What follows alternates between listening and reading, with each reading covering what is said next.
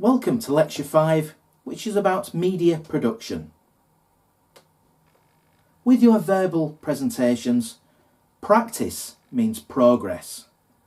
And a great way to improve is to record your speaking performance. However, when you're doing this, take time to set the equipment up right. Think about using a tripod and putting the camera on a fixed surface so it won't move. And also get the sound right. You can be the best presenter in the world, create fantastic videos, but if the sound is of poor quality, that will not attract your audience. Okay, if you want to film outside, be really careful about background wind noise unless you've got a microphone windshield. And also, as you can see, I'm stood outside Liverpool Lime Street railway station. There's traffic noise, so take that into account. Also, when you're filming in public, please be very careful on local laws in terms of data protection, and if you capture people's images, that is their personal data, so be careful of that. And also, if you're filming in buildings such as the railway station behind me, it's private property, so if you want to film inside a railway station or other building, get permission from the building owner or operator. What you may think is a public building isn't. As you can see, holding a camera in your hands doesn't give for the most steady of footage. So that's why I always recommend putting the camera on either a tripod or a fixed surface.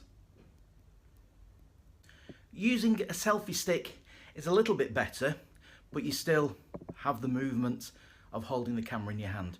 Look, using a selfie stick or even holding it in your hand is great for taking footage when you're walking about, but just be careful if you want to do a presentation when you stood still, put your camera on a fixed surface or a tripod.